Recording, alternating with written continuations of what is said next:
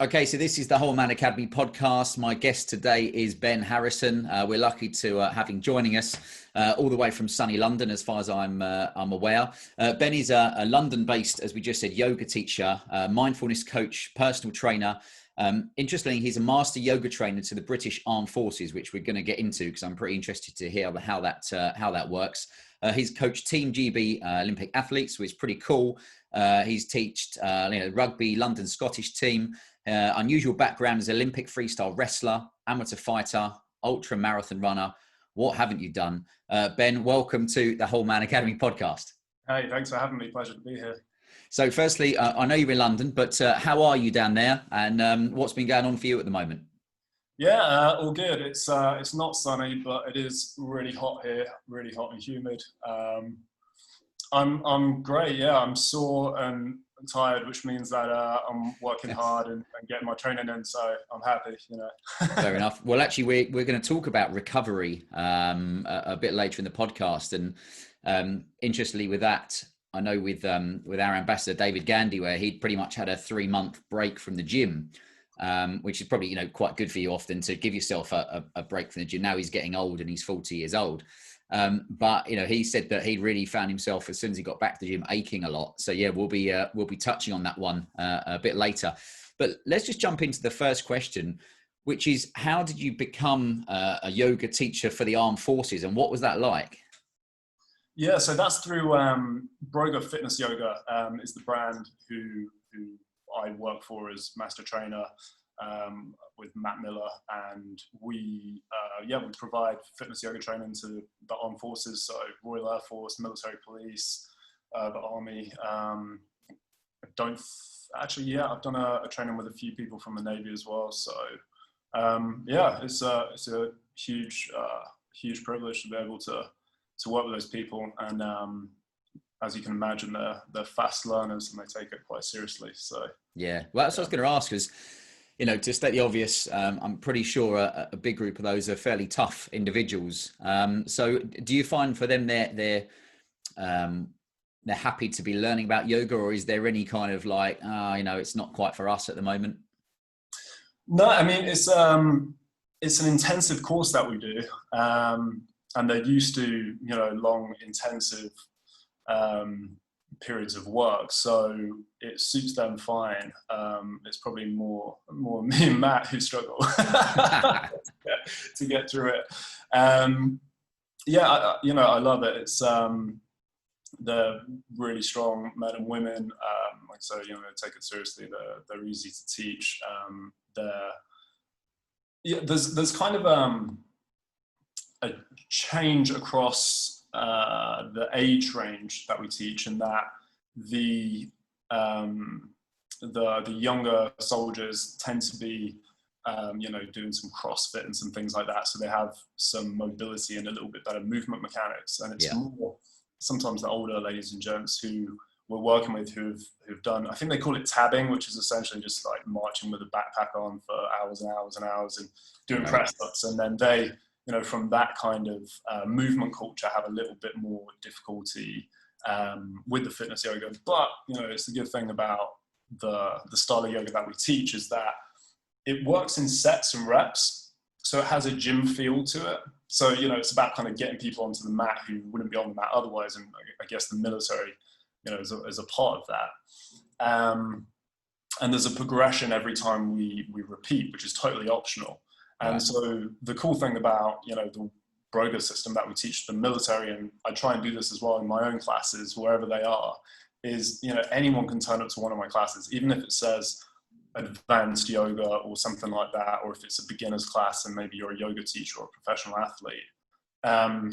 Anyone can come, because I'll always teach a progression and a sort of regressive version of the same exercise. So how for someone kind of listening to explain to them in simple terms the difference between that type of yoga and the other ones that are available? I know there's various forms of it, and I've done a few of them myself, and a bit of Bikram yoga, which not in this summer, thankfully. But so how would you kind of break down the kind of main points of it? The main points is sets and repetitions. So if you go to a Bikram class, you're going to have so this gets complicated with the. We've got time. Let's get into it. All right, let's do this. So what we think Hatha yoga means, right, or Hatha is pronunciation, is forceful yoga, right? That's what it really means. But what we think it means is that it doesn't flow together. So it isn't connected by what we call a vinyasa, right? Which is you're exhaling down into like a low plank position, inhaling, coming up into an upward facing dog, and exhaling, going back into down dog, and sort of flowing and transitioning continuously. Mm-hmm. So when it isn't that, and it's just like pose, break, back to standing, pose, break, back to standing, pose, we think of that as Hatha yoga, right? And that's what Bikram is. You've got a set of poses and they're not connected into a flow. Really, that's, all yoga is Hatha yoga because it's all physical, forceful yoga. All the yoga you do in a gym or a studio is Hatha yoga. Mm-hmm. Vinyasa flow. All the other styles, they flow. Broga is a little bit of a combination of the two, and something completely different in that, it's for sets and repetitions. So set one, instead of just coming up into a high lunge and holding it for 5 breaths, or coming up into a high lunge and then transitioning and flowing around from there, we'll come up into a high lunge and, go up and down, right? Do lunges as if you're in the gym, and we might do a set of 10, and then we'll go back to down dog. Set 2, we come up into the high lunge, and then we give the option now to make it harder, right? So maybe like lifting onto the toes or the ball of the front foot, and we do it again. And then option 3, maybe taking the rear leg off the floor and you're now in a balancing position. A great thing about that is that the people who can't access the progressions yet, they get to repeat stage 1 or stage 2, 2 or 3 times. Yeah. And obviously, I say obviously, it isn't obvious, but what I found through strength and conditioning, right, is that no matter, and everyone's body responds slightly differently, but I think that this is a pretty sound principle because you have enough volume to create strength and hypertrophy, like muscle mass, and you have enough repetition to create muscle memory to get actually good at the movement. Is, repetition, this is what my wrestling coaches say, like, repetition is the mother of all skill. Mm-hmm. Right? So if I'm in the gym and I'm lifting something, I'll do 5 sets, usually 5 sets of 5 reps or something like that. And it's kind of the same with Broga. We generally kind of go through it about 5 times. So I like it. Okay. And what, with that, I mean, you're obviously very passionate about it and a very active guy. What got you into yoga, or often the question is who got you into yoga in the first place? It's like every guy in yoga, get brought by a girl at some point. And then the girl doesn't stay around, but the practice does. Yeah. And, so seriously, what happened is I was an amateur fighter, right? And I had, my lower back was all tight and a little bit injured, and most of the other guys doing jiu-jitsu and wrestling and MMA, all sort of the same. And it's interesting because within MMA, mixed martial arts, there's, wrestlers, kickboxers, boxers, Muay Thai guys, jiu-jitsu guys. And the jiu-jitsu guys have got this kind of like unusual, they're all subcultures, right? Mm-hmm. Jiu-jitsu guys are kind of like sort of, you might sort of think of them as like surfers, right? They're kind of a little bit more like interested in like a holistic approach and what else can we do to cross-train. And so they like yoga. And one of the guys who I trained with was a yoga instructor, and he was like, okay, come to class. And we went to Bikram, and this is back in the day, right, where Bikram was always 90 minutes in a really hot room. And at the time as well, because it was new, all the studios were having these competitions of like, who can get the studio the hottest. Yeah. I remember just being absolutely roasting. Yeah, it's not the practice for me. I like hot yoga now and then if I'm in a really good mood and hydrated and, not sore and tired, I can just about handle a class that doesn't last for more than an hour. But started going to Bikram, ended up dating the teacher somehow. I think we went for food or something after class, And then when she would wake up and go and teach classes, I was actually working full time as a sales exec as well as trying to become a professional fighter in the evening. Yeah. I used to go to work looking like, Edward Norton from Fight Club. I'd have like a black eye and a suit and tie. Right.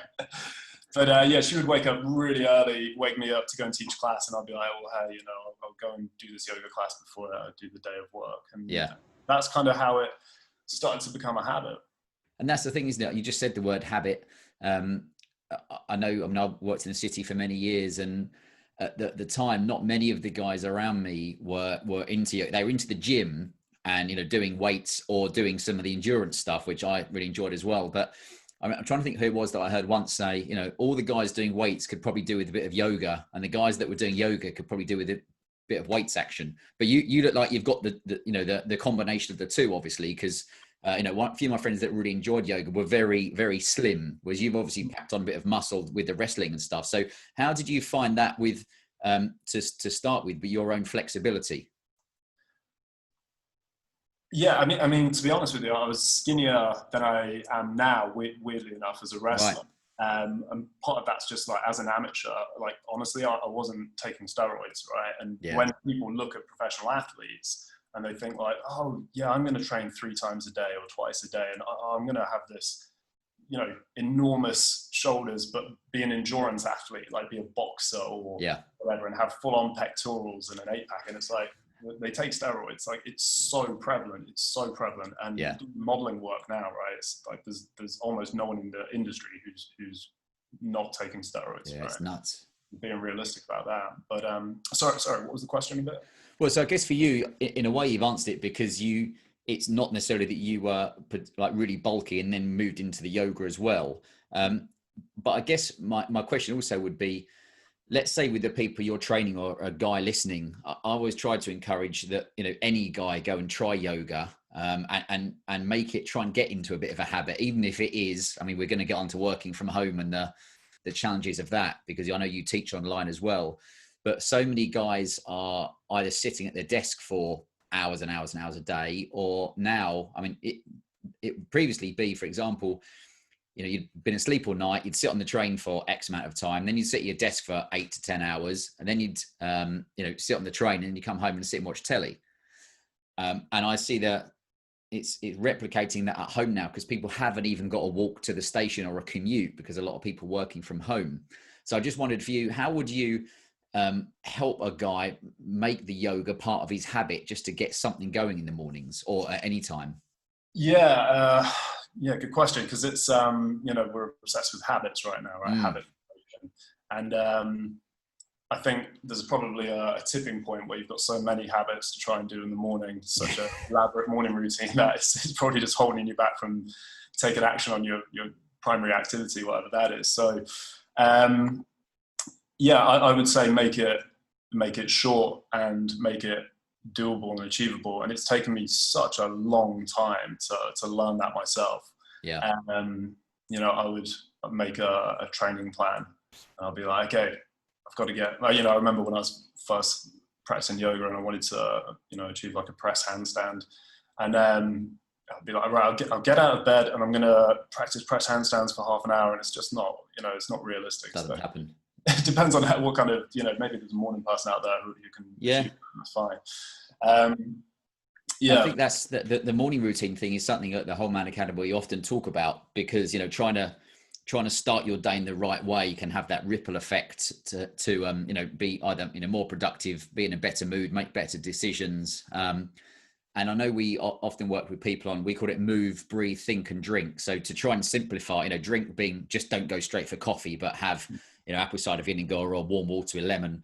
The think being just, what are my priorities today? But the move is the bit, obviously, that to talk to you about. You know, we'd say just try and do something instead of pressuring yourself, to say, I must hit the gym for an hour, I must do a 5K run. It's like, do you know what? If you could do, I know, 5 minutes of, you know, some basic yoga just to get the blood flowing and stuff. Yeah, I mean, you know, what I'd say is, this is my advice. Put a timer on your phone for like 2 minutes and just get into downward facing dog, right? And I think that probably everyone knows what that is, but if not, go on Instagram or whatever and look it up. And you know, there's a bit of nuance to that position. There's quite a lot, actually. So you can have a little read up on it or go to a few classes and hear about it. But it's basically just getting into that inverted V position, or sort of, inverted V position, and having a little move around. So move your hips side to side, lift up on your toes, push your heels down. Yeah. Start to rotate your arms, you know, shake your head around a little bit and relax your neck. And that's like, you know, sort of the mother position of yoga.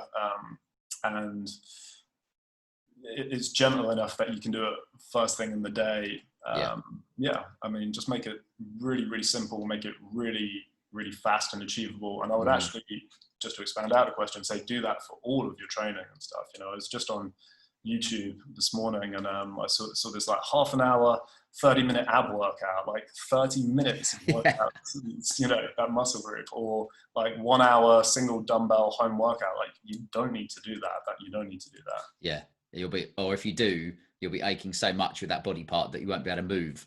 Yeah, and you know, I'd say that maybe you're training something specifically, you do, but generally, like if you're just trying to be in shape, you know, keep your workout for like 45 minutes.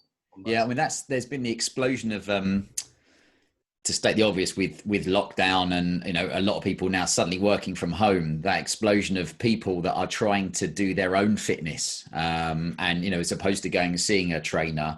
And I think, you know, the numbers will grow of people that are comfortable having someone teach them on Zoom. I know my sister was going to Pilates classes, and then of course, you know, that all got the kibosh over that. So now she's done it via Zoom. And I guess it's, as a teacher, what's it like for you teaching someone kind of remotely? Because I guess it's not quite the same as being right in the room with them.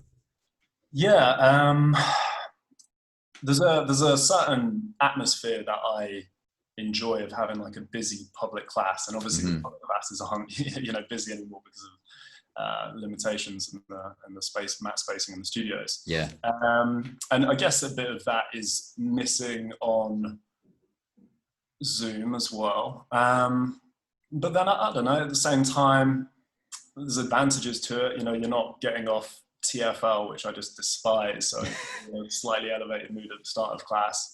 Yeah, you cut the travel. I sometimes just try and think like, look, things don't have to be good or bad. Things just are, and you know. Yeah. Yeah, no, exactly. I think it's about adapting at the moment, isn't it? And I think I'm sure everybody listening will have some kind of adaptation they have either made or they're going to have to make. I know with one of the things we spoke about was coaching Olympic athletes. So could you tell us just, you know, one or two of the, what sports were the Olympic athletes part of? Yeah, I mean, my work with the Olympic athletes was for GB Kayak, and I only worked with them for one season, but yeah, you know, interesting people to work with physically, because the girls probably especially as well, who I taught, just like huge backs, right? Really strong from rowing, quite a strong core, and then not a whole lot of leg or gluteal development. So that's an interesting body to work with. You know, I find there's something interesting about being a teacher if you're anatomically minded. You know, looking at the way that someone moves. You know, yoga means union as well, right? Psychosoma, mind, body.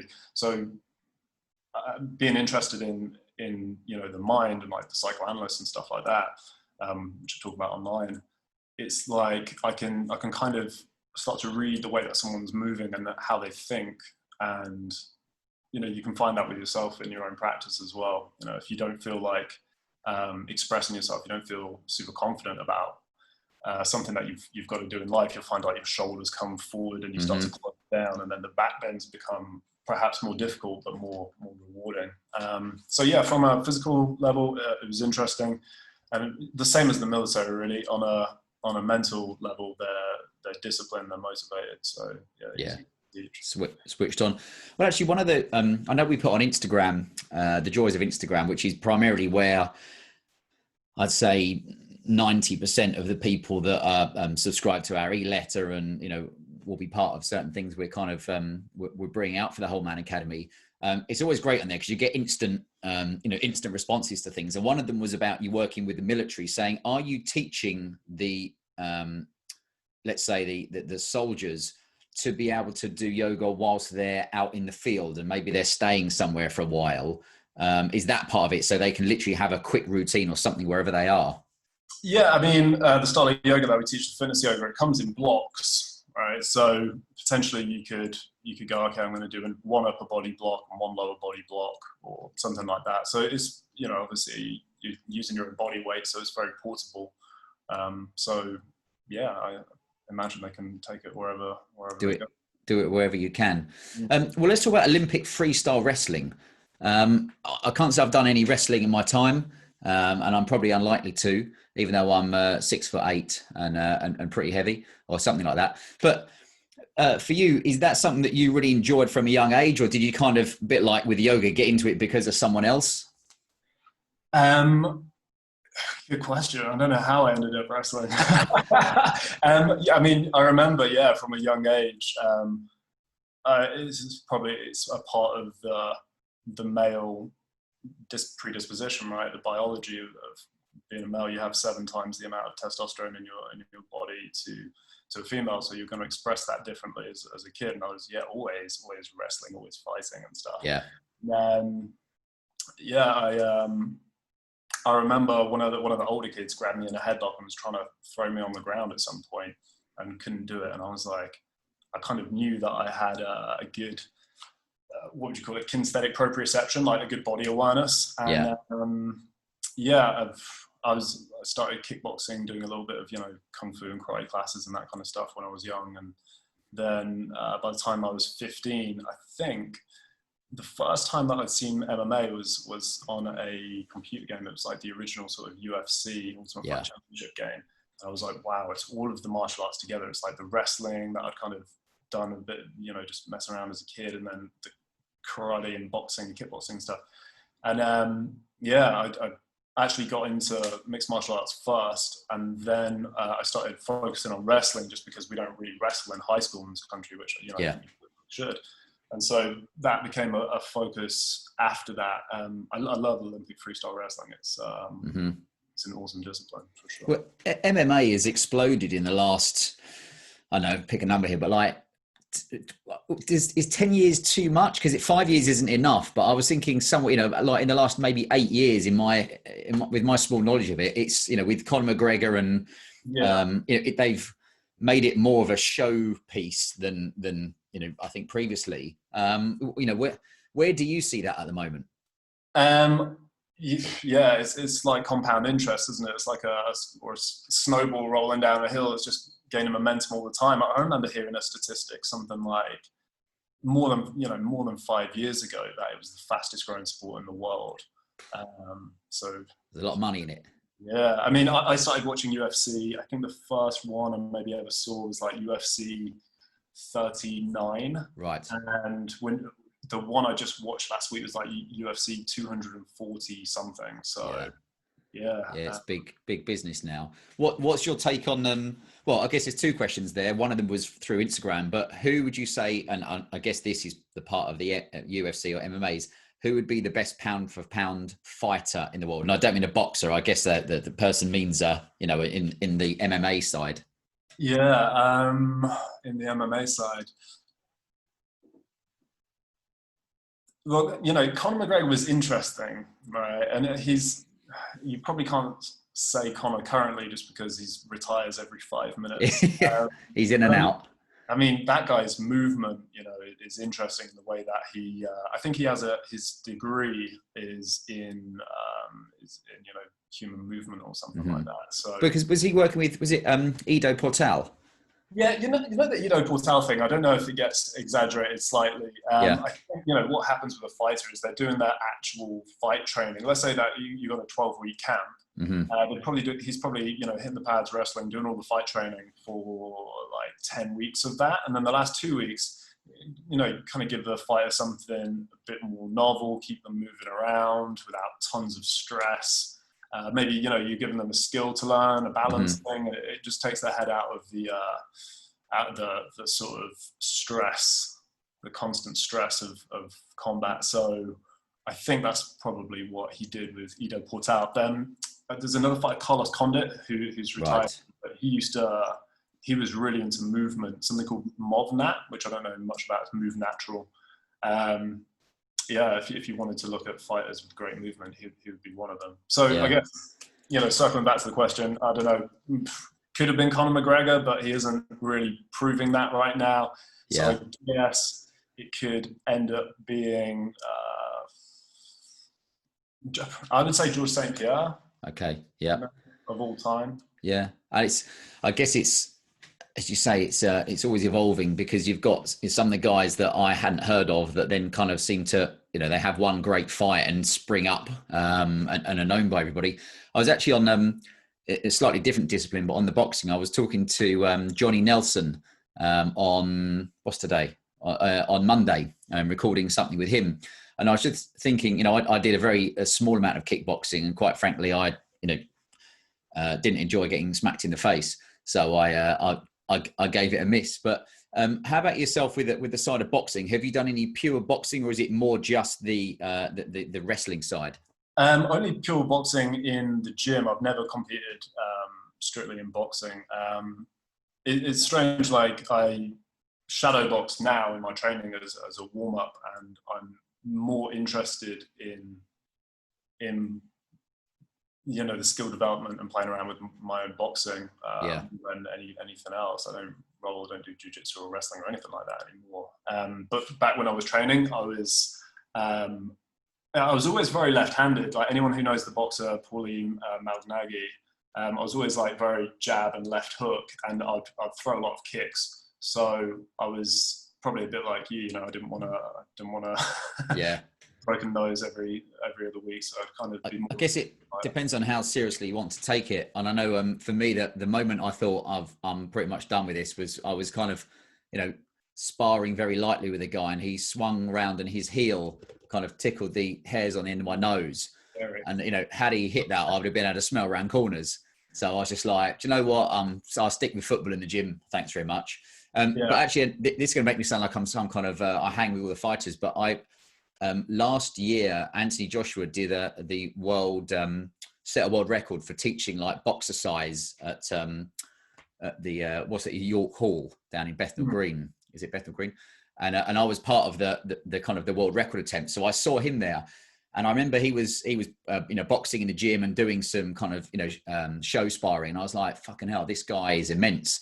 So I couldn't believe it when he lost to the little guy last year. So I wondered if you follow the boxing, what your thoughts were on that, because that was a absolute kind of, you couldn't believe that he'd lost. Yeah, Andy Ruiz. Yeah. Knocked him out.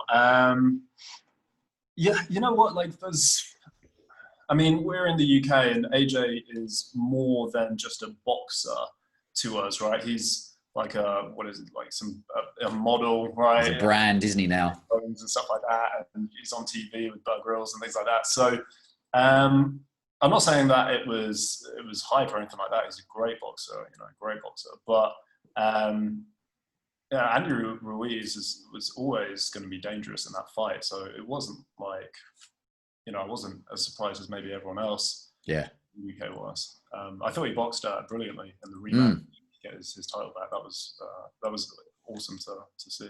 Well, I think with the boxing side of it, there's a few more people involved, aren't there now? I know there's a fight, is it this weekend? But at least it makes it a bit more interesting when you've got a few different guys around who are competing. Whereas you had that quite a few years where the twins were basically dominating everything. Yeah. Brothers. One of the questions from Instagram was talk about on the fighting side, but for you in life, who do you, the whole Man Academy is based around, guys getting together to talk, and who have you grown up kind of had a mentor or someone that you kind of go to when things are a bit challenging? Hard to pick one straight off the top of my head. I kind of feel like I've always had a mentor, not so much a mentor, but like a coach or someone in one specific area of my life, right? So I have like a jiu-jitsu coach, and then whoever is teaching me at university or whatever like that. So it's not like I've ever had one key mentor. What I would say as advice to people listening be like, invest in yourself and get yourself a team of, mentors might not be the right word, but good people around you. There's that thing that you turn into the 5 people you surround yourself with, right? Yes. You might be like, well, these are the people I've got around me, and I didn't exactly choose them or whatever. But it's like, well, I don't know, could you spend some time reading, a certain author, and then that can kind of start to, in a way, become one of those 5 people. And could you hire a life coach, or maybe you've got some sort of trauma from early in your life and you keep replaying strange patterns in your relationships, and maybe you need to hire a psychotherapist or something like that, right? And invest in yourself and just create a team of people around you. I think with that, it's about just kind of, trying new things and switching up a bit. And I think the important point there for guys listening is, I always say the person doesn't even have to be alive for you to be kind of mentored by them. You could pick someone, one of the greats who, as you say, maybe a coach or a fighting coach or anything. And, you can consume everything they've ever written, or YouTubes, or, audio books, and trying to get around those people. Funny enough, the chap that was on the podcast 2 weeks ago, Wade, he worked for a day with Arnold Schwarzenegger. And that'd be a great example of, I've read his book, and you can obviously see all his training. And it's like, just pick someone and perhaps go deep on what you can learn from that person. Is there anyone on the training side that, as you were growing up, you kind of, for me, I remember seeing, Greg Plitt. So he was, it's a ridiculous story, but he was I think he was a former, or he was a Marine out in the States. And, he had an amazing figure, was, cover model body, and did lots of motivational videos.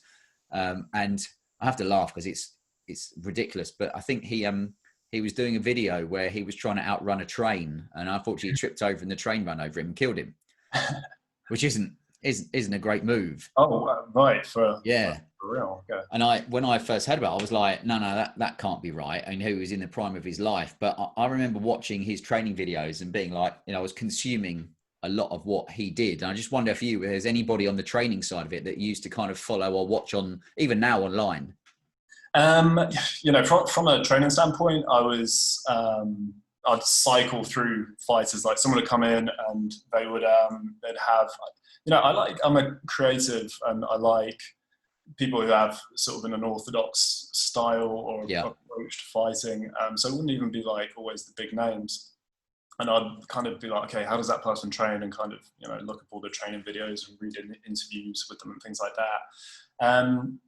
But I mean, in terms of like, individuation, like becoming yourself, integrating yourself and things, I don't think that fighters were always the best role models. I think, sometimes, but it's more like, what I'm interested in reading is, the concept of masculinity versus postmodernity and postmodernism, which I think is the sort of force against it, which suppresses it and damages our society. And so most of my reading is back through those two concepts. So in terms of masculinity, it's like, the psychoanalysts, Jung, Freud. I'm interested in going all the way back with that through to, Greek mythology and things like that. Psychologists like Roy Baumeister, Jordan Peterson, even, like classical first wave feminists like Camille Paglia, who, or second wave, should I say. Those people inspire my thoughts more than fighters. Well, actually, you make a good point there, because I know even with Jordan Peterson, I mean, he's seems to be everywhere if you put YouTube on, what have you, at the moment. And again, it's funny because without YouTube, I probably wouldn't have necessarily heard of him. But now, you can access all of his talks, and it's certainly, it's never not thought-provoking. I mean, for me, when I was growing up and I was at college, right? I mean, I was listening to an episode of Whole Man Academy, and I know that you were talking about how you sort of grew up in Kent and your experiences like a white male, surrounded by, predominantly white people, right? Yeah. White men. My experience is like, I mean, I was born in Glasgow, but I grew up in Leicester, Birmingham, and then I've always lived in Southeast London. So as a result of that, I definitely like experienced racism, saw racism. And then, my interest in masculinity and postmodernism is kind of like, there's an argument as to whether we live in modernism or postmodern state. I'd say that we live in modernism, but it's influenced and suppressed and being ruined by postmodernism, right?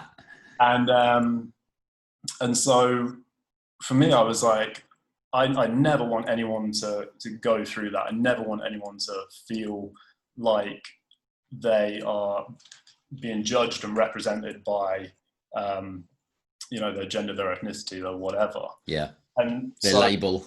Yeah. So for me, you know, I found out about individualism as the polar opposite concept, because obviously, you know, racism and things like that, they exist under tribalism and collectivism, like collective identities, identity politics.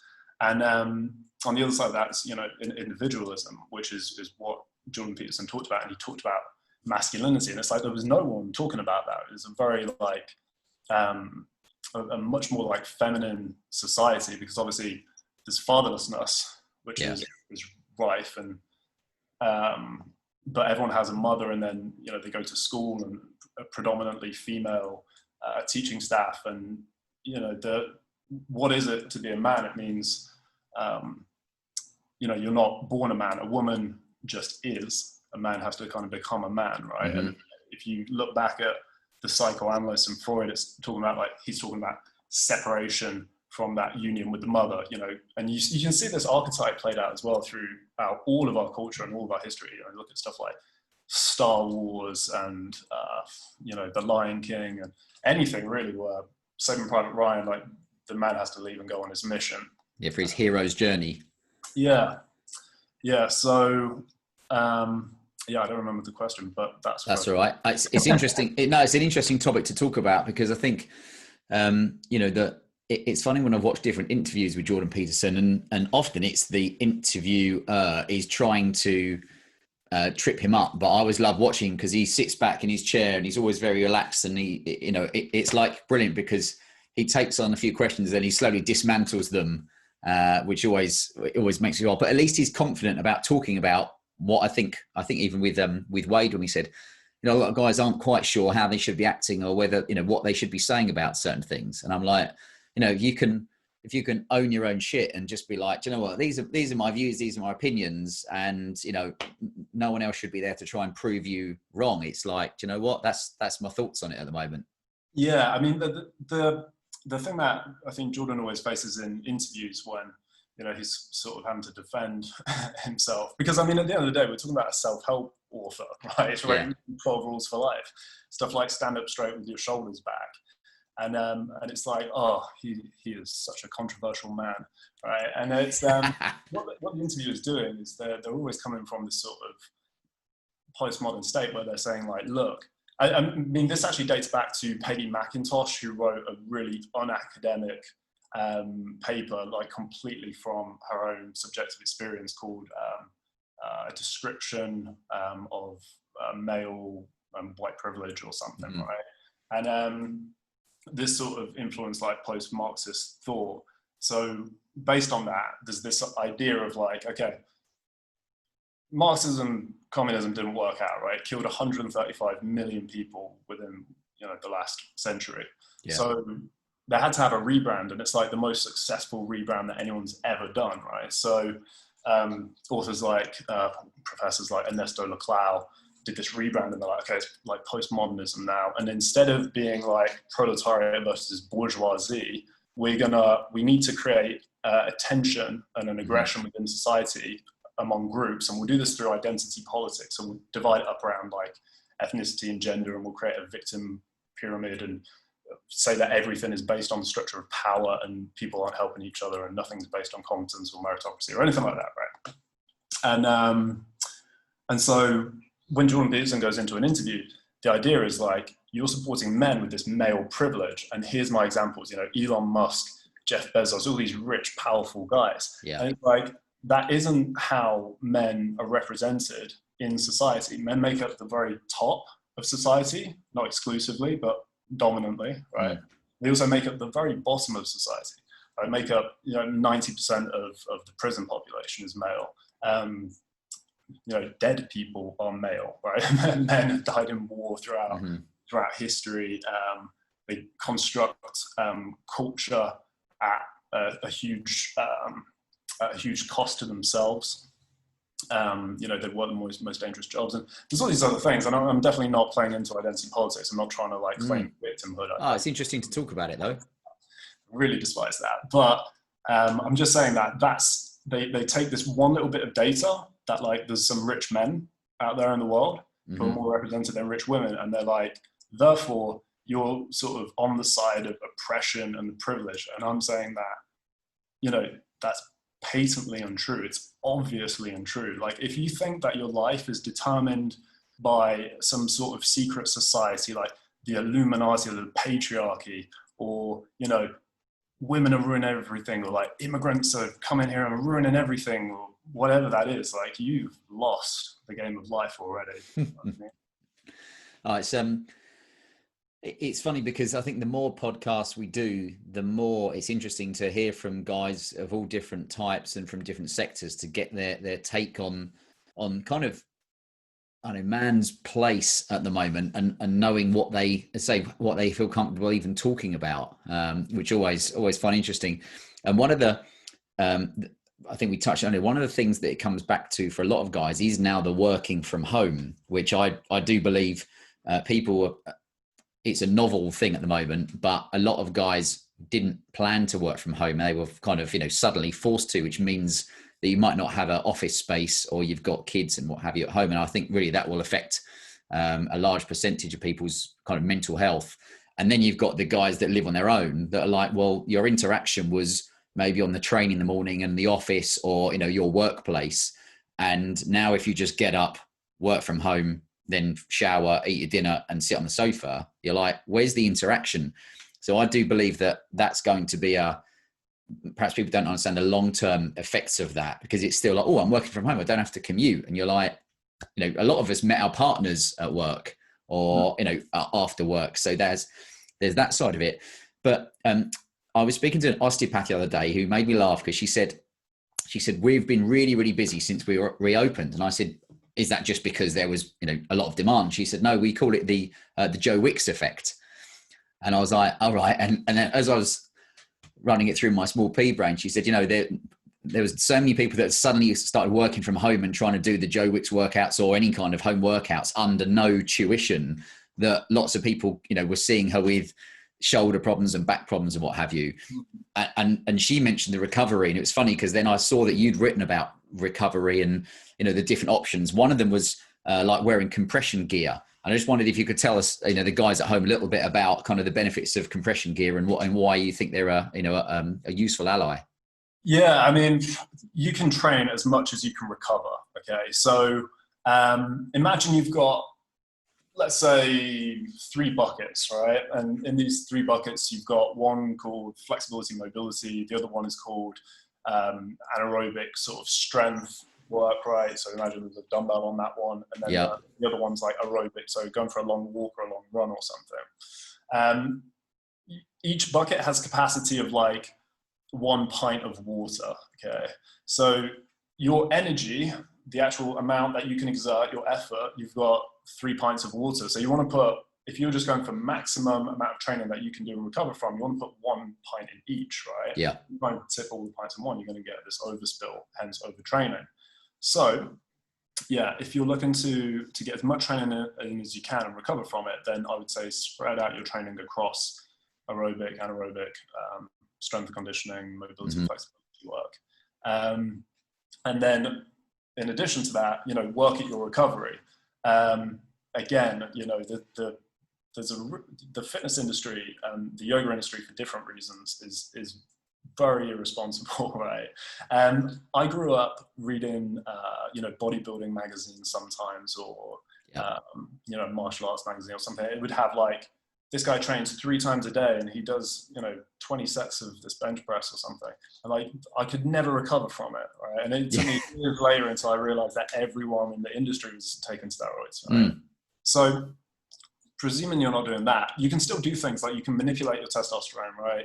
You can, maybe you avoid flax-based supplement because of the high levels of phytoestrogen. So they actually use that with women to treat polycystic ovaries and testosterone, right? You could make sure that you get enough sleep, preferably going to bed at like 10 p.m. I don't do that. I'm just saying that that's what you should probably do, right? Avoid alcohol, compression gear was your original question. And as far as I'm aware, that just kind of helps blood flow, because you're trying to get rid of the blood pooling. I can't give you a super scientific answer on that. Yeah. So get like a compression sponsor or something. No, well, I think that's when I was growing up, there was no such thing as, or not for the common man, as it were, there was no such thing as compression socks and elbows and God knows what else. But then, probably about, I don't know, 5-6 years ago, when I started doing obstacle course racing, and you'd do the longer distance stuff, and then you'd see, brands like, I think it was TXU and others, who would, bring out all these different, the socks and, say, the elbow ones, and I think for a lot of people, they weren't even sure if they necessarily worked. But if you think they work, then that's better than nothing. Yeah, I didn't usually wear them for racing and things, but I know the idea is that if you actually race in the compression gear, it stops basically the muscle from sort of shaking and vibrating and needing to exert additional contraction to stabilize itself. If you think about the calf kind of like shaking as you hit the ground when you run. No, it's big business as well. So it's no wonder that every man and his dog has bought out a version of them. The other thing I know you'd written about was kind of learn to breathe for recovery. And I guess that coming from a man who I had a spontaneous pneumothorax, which means I had a pleurectomy, which means that my left lung is fully inflated all the time. It doesn't go up and down, which was a real joyous operation. But, that made me learn a bit more about utilizing or maximizing your breath work. And I just wondered if you could talk a bit about, kind of, you probably know more than I do about that, what the basics could be for a man to, breathe better. Yeah, I mean,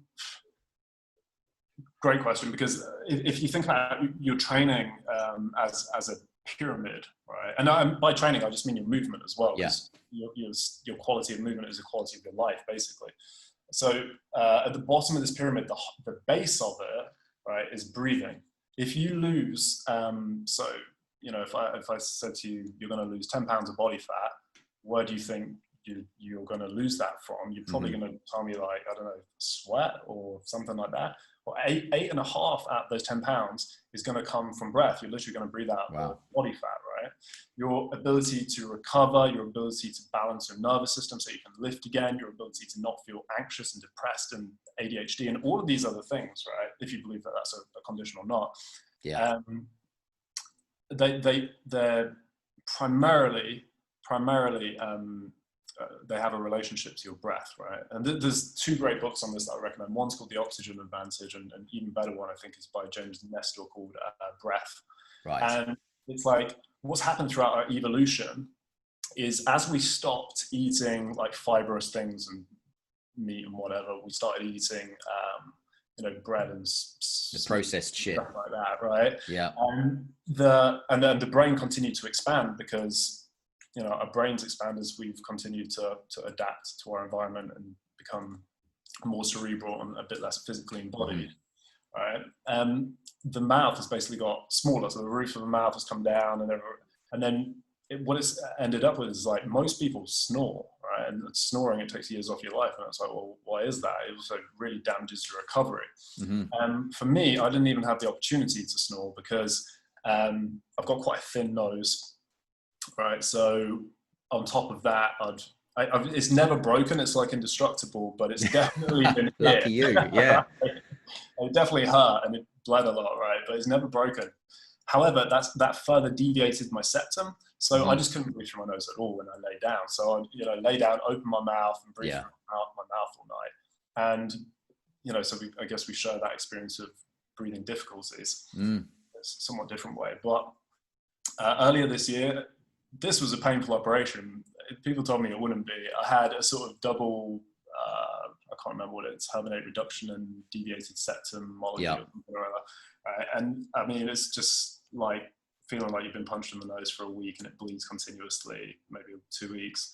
That's probably the best decision I've ever made. I got it done just before lockdown. Right. And so what I'm doing now to try and retrain myself to not breathe through my mouth when I sleep, because it's so bad for you, breathing into your upper chest where all the stress receptors are when you mouth breathe, is putting tape over my mouth and going to sleep, right? Training myself to breathe through my nose. It's not ideal, especially when I try and rip it off my beard and in the morning. But I just that vision of I don't know if you've got a partner or not, but you can imagine, like, on a first date, or you've finally gone back to your place, whatever's happened. It's like, right, good night, give you a kiss. You're like, right, What the fuck are you doing? I just taped my mouth up. There's nothing weird here. Yeah, I mean, honestly, I'd say my advice for that is do it. You know, do all your weird stuff straight away, because you know you want to be as authentic as you can be. If that's the biggest takeaway, just do all your weird stuff to start with. Do you know, I don't know the technicalities of this, but I know because we've got little kids.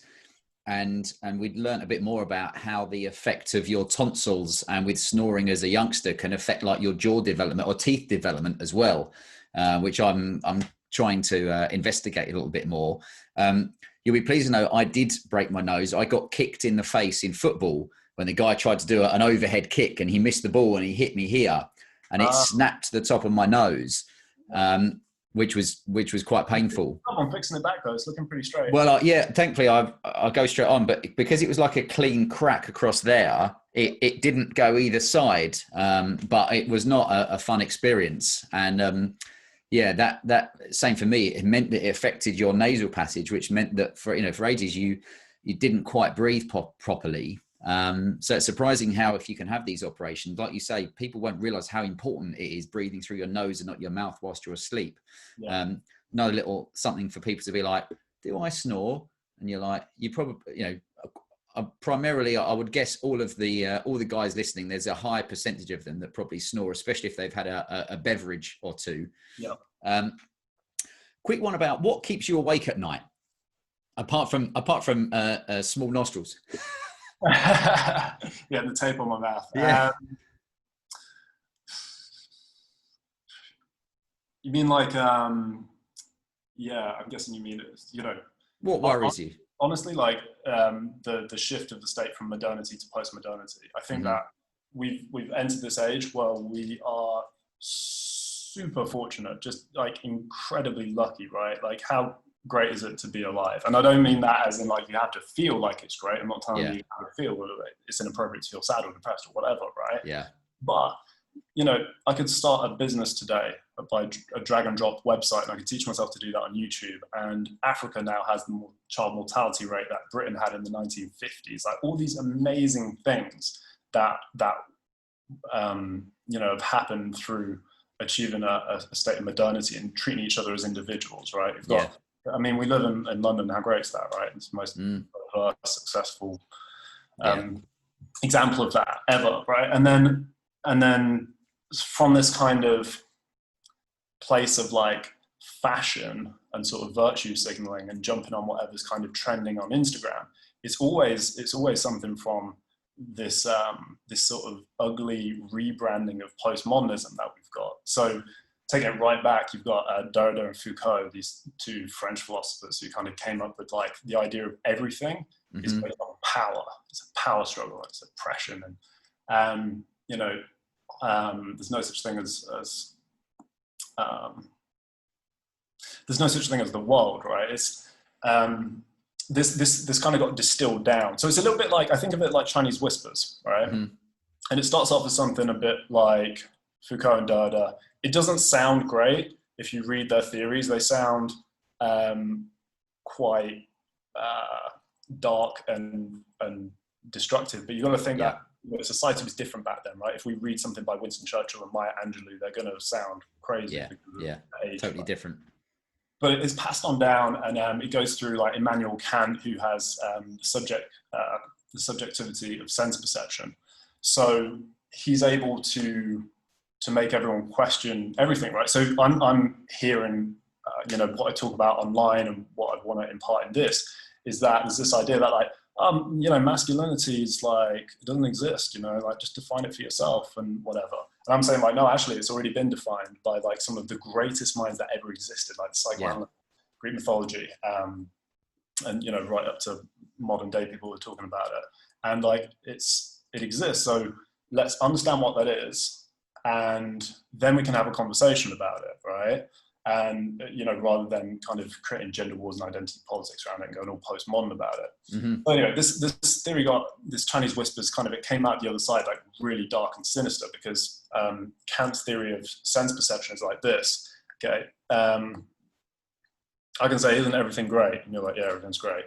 Or is this light really bright? And you'll say, yeah, it's really bright. So isn't this orange sweet? And you'll say, yes, this orange is sweet. But if I go, okay, let's eat a bowl of ice cream and then we'll try the orange again. And now it's sour. So it's like, oh, so actually nothing is anything. Or, oh, isn't this guy acting within his masculine essence? But then let's put him next to someone who's really living that life, right? Arnold Schwarzenegger, for example. You mentioned big alpha male. Yeah.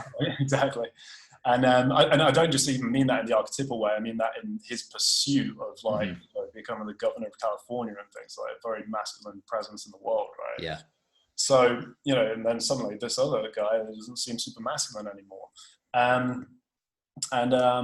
It's come through now to this point where there's this whole language around postmodernism where it's like, okay, if you're a different gender or a different ethnicity or you've had a different life experience, then you can't talk to that person because everything you say is going to be like a microaggression, right? So that's a term founded by Chester Pierce, and it has no real cognitive or behavioral research behind it. It's just founded on anecdotes and self-reporting. And what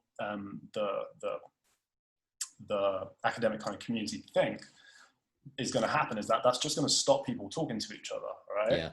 And treating each other as individuals. And it's like, well, that's the whole goal of postmodernism, that we're not able to have a discourse, that we're not able to discuss something like masculinity.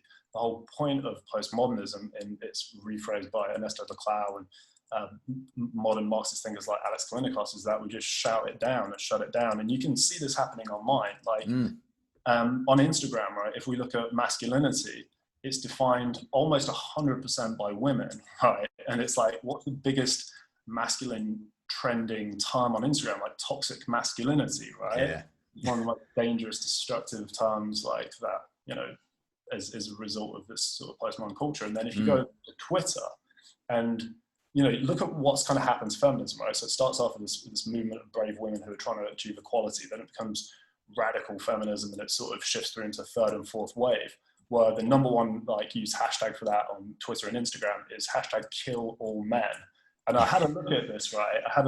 And the second one is hashtag all men are trash, right? So I have a look at this just before I come on this, because I thought, oh, this might come up actually. And I want to know how many times it's been tagged. Yeah. Apparently it's been tagged like 25,000 times. But, you know, if you look at the post, right, it's not surprising that that isn't a discourse about masculinity, right?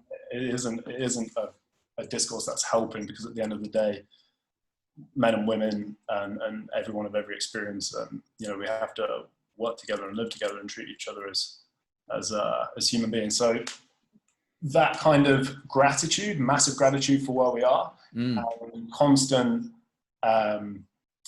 stress of the fact that we are potentially going to lose that because people think it's cool to be like a bit woke and postmodern and stuff. Yeah, that is probably what keeps me up at night. Go woke, go broke.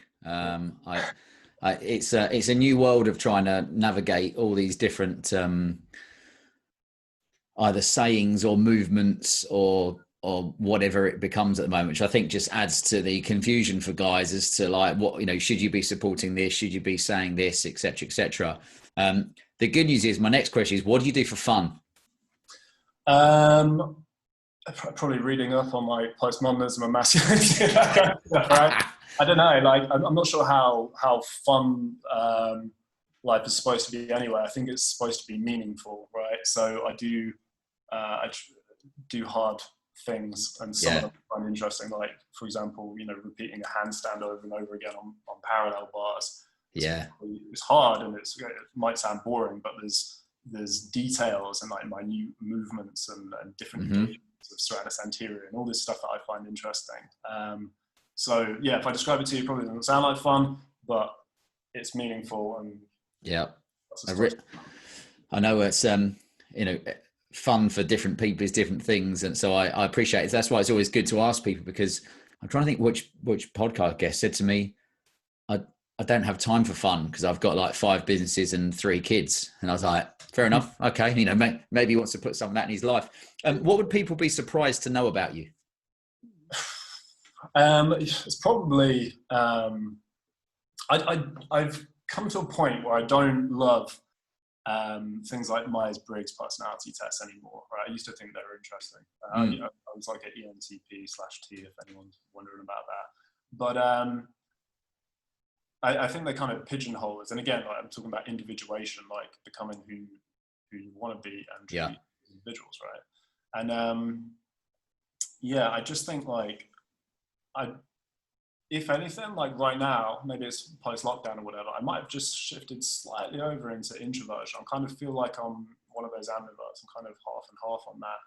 I think that would surprise people, because obviously, you know, social media, being relatively outspoken, which I don't want to be. It's just like, I feel like, you know, you have to tell the truth and do something meaningful. I was just going to say, you know, being your own level of authentic is something I've learnt to do, instead of kind of trying to people please.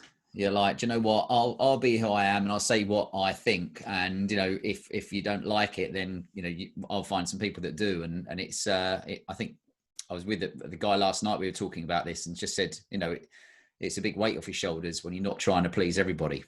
Yeah, you can't be for everybody. The hard thing about social media, of course, is that people don't always want to have discourse, and it's hard, even in an Instagram caption. I mean, I fill my captions up. Yeah, it's hard to get across everything that I wanna say on there. People kind of take things you know, face value. Yeah, isn't that funny though? Because I know, obviously, Instagram is a different character count limit to, let's say, Twitter. But you know, I've found it ourselves where we post stuff on Twitter, mainly just kind of a much shortened version of what will be on Instagram. But it's so funny because you'll have this really interesting post on Instagram, then you've got to basically slash 90% of it, which just doesn't have the same feel. In the end, sometimes I'm like, oh, do you know what? Fuck it. I'm just not going to bother, because you've just lost the whole feeling of what we were trying to say by, you know, stripping out every third letter. Yeah. I mean, you know, an example of that, and this is, it's disappointing, and it's the reason that I don't love social media, although I'm on it all the time professionally. It's a strange thing. But it's like, I posted, you know, in preparation for this podcast coming up, I was like, you know, masculinity exists, and I can't reimagine it for myself or reinvent it for myself. I can present it in my own style. Well, good thing to say, yeah. I can't just invent it for myself. Like, it's been invented by, you know, and narrated at least by like Jung, Freud, Kohut potentially talked about it, and, you know, Greek mythology. And I'm not going to be arrogant enough to just think that that's mine, right? Yeah. When I post that, and I have the analytics, right, and I see who I lost with followers, is I was blocked by like a few accounts, right? And I'm like, oh, that's interesting. Whenever I say masculinity, people kind of react strongly to it, right? And the only thing that I could find in similarity is that these people are from like the LGBTQ plus community, right? We overuse the word community, individuals. And it's like, I don't know what that is, and we'll never know because it's their personal experience, but I'm assuming that there's something about masculinity, myself, like a heterosexual male, and it's like, it felt exclusionary for them or something like that. The point is, like, I'm pointing when I say that to people like Carl Jung, and it's, you know, they've said, masculinity has nothing to do with your sexual orientation, right? It's for everyone. Like, there's no advantage or disadvantage in masculinity, sexual orientation. But it's like, I don't have the space to put that on every time I post it. So I kind of need people to like, or want people to do their own research a bit and just have some confidence in me. But obviously, that's the problem, right? And that's why I don't do Twitter, because you want it to be longer.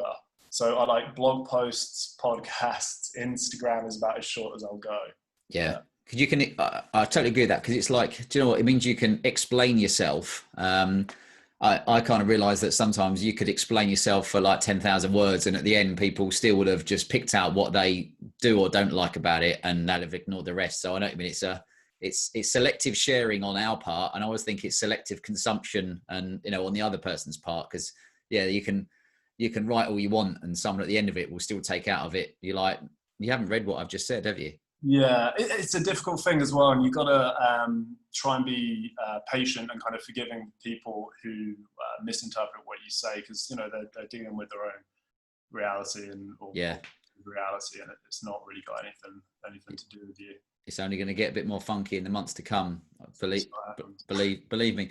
Well, last question is, and we always kind of say to guys, you know, if you could give one bit of advice to guys to do life better, and it can be as simple or as complex as you like, what would that be?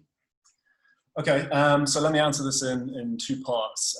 There's the physical movement side of it, which I've talked about, and then there's the sort of masculinity side of it, which we've talked about. So first and foremost, as JP said, you stand up straight with your shoulders back, right? Corrective posture allows you to assert your dominance, allows you to actually have higher levels of resting testosterone, and allows you to be competent and dominant and expressive in the world, right? And more attractive. There's just so many things based on that. So fix your posture by doing some yoga, doing some back bends, and whether it's an elastic band at home or a dumbbell or a barbell at the gym, do some rows, like strengthen your back so your shoulders are pulled back, and then consciously stand like that. And beneath that, even more fundamentally, make effort to fix your breathing, like your nose, your mouth, whatever that is. If you need a surgery or something, or some sort of device to assist with that, read the books Breath, Oxygen Advantage, figure out how to improve that. Your nose, your nasal structure is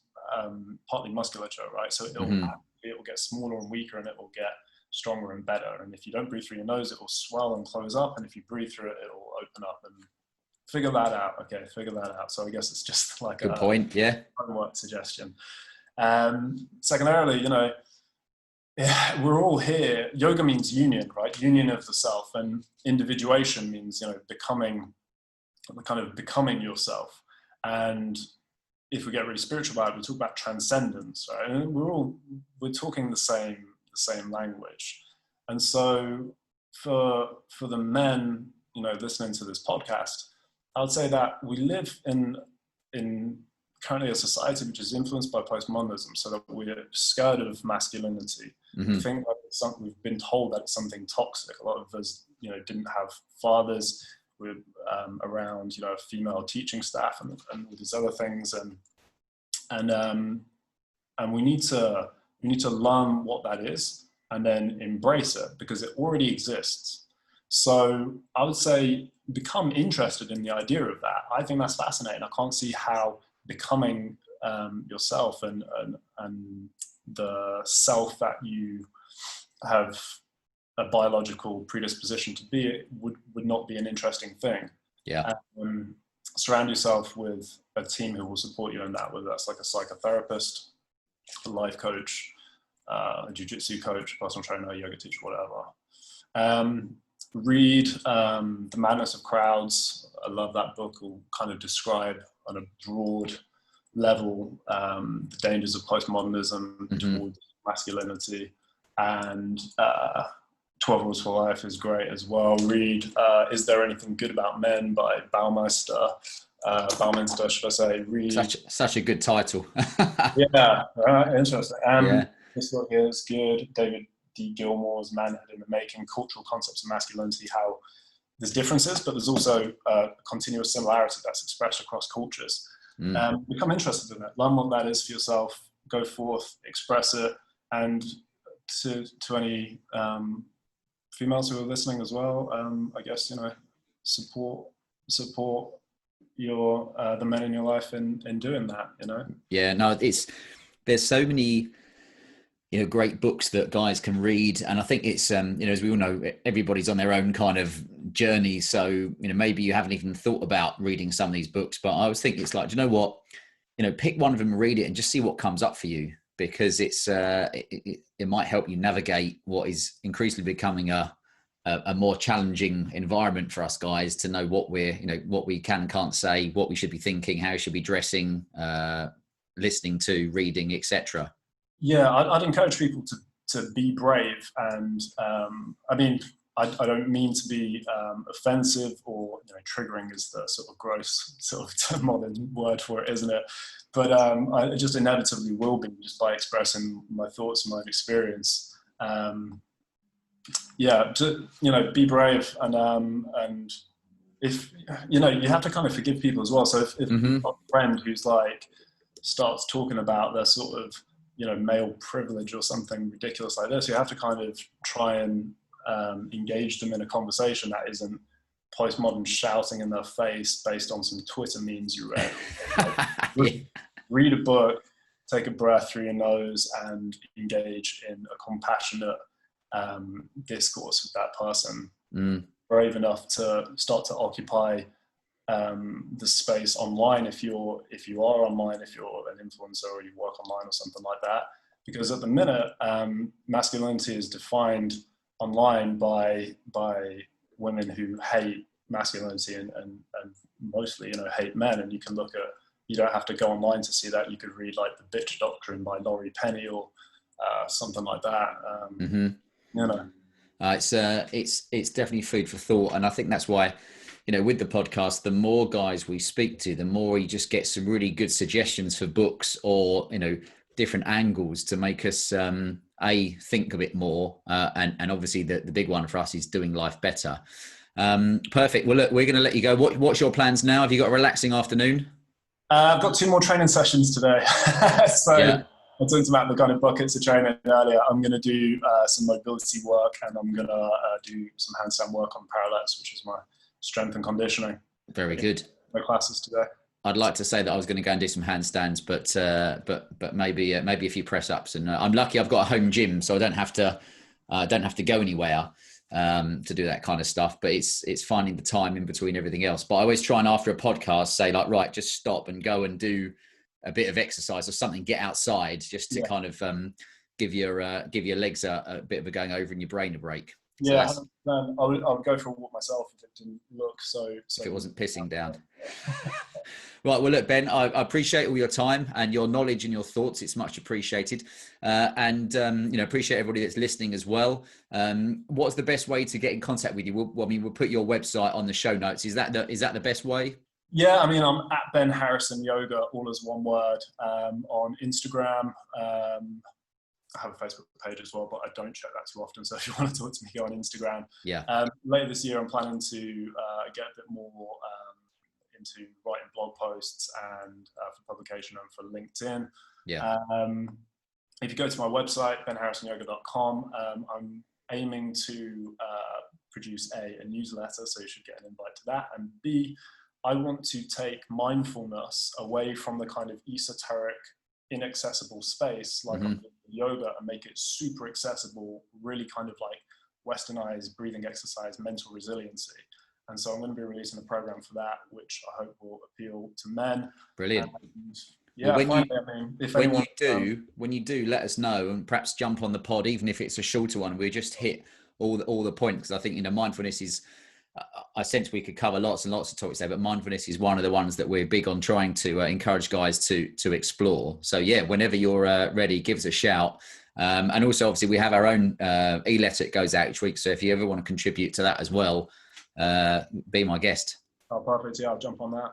Brilliant. Lovely. Well, Ben, I appreciate all your time and we'll speak to you soon. Thanks so much, Anthony. All right. Thank you, mate.